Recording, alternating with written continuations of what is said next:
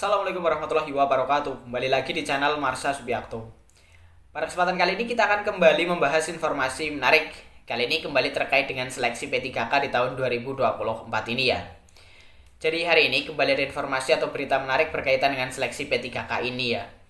Jadi beritanya menyebutkan bahwa P1 ini adalah para guru yang sudah lolos passing grade di tahun 2021 tetapi belum mendapatkan formasi gitu ya. Artinya belum bisa diangkat menjadi P3K sampai dengan saat ini. Jadi para P1 ini ternyata tidak diprioritaskan oleh instansi atau oleh pemerintah daerah. Kenapa? Karena instansi atau pemerintah daerah ternyata tidak membuka formasi sesuai dengan jabatan para P1, sehingga mereka kemungkinan besar tidak akan kembali bisa diangkat sebagai P3K di tahun 2024 ini. Dan tentunya ini merupakan kabar yang kurang baik gitu ya. Dan semoga segera ada penyelesaian dari pemerintah daerah terkait dengan hal ini. Apakah para P1 ini akan diangkat menjadi P3K paruh waktu atau seperti apa? Kita tunggu saja. Dan untuk lebih jelasnya mengenai hal ini, kali ini kita akan coba lihat beritanya ya. Langsung saja bagi yang penasaran, simak terus.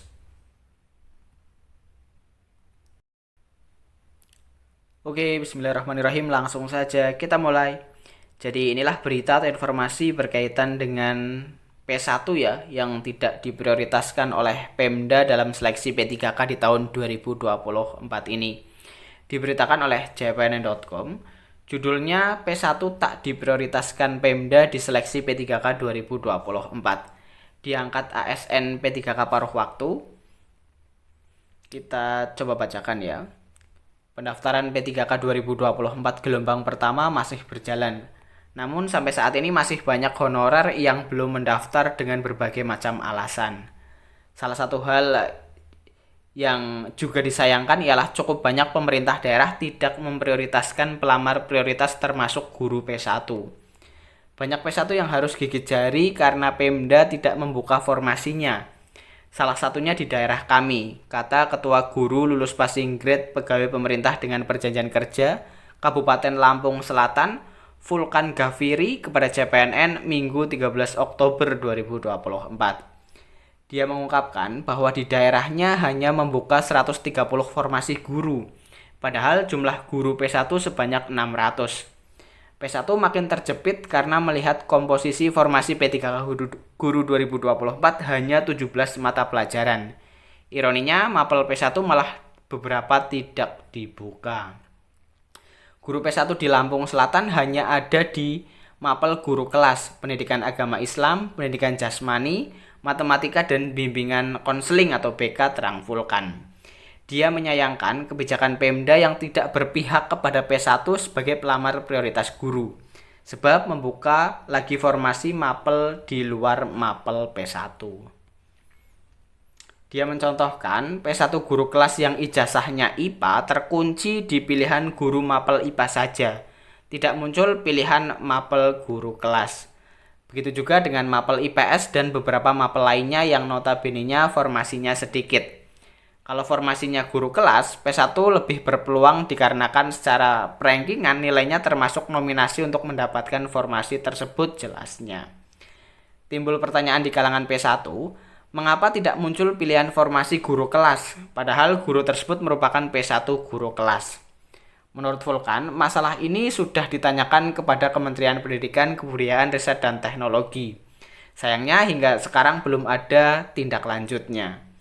Kalau kasusnya sudah seperti ini, bagaimana P1 bisa tuntas? Apalagi Pemkab malah memilih mapel lainnya sesalnya.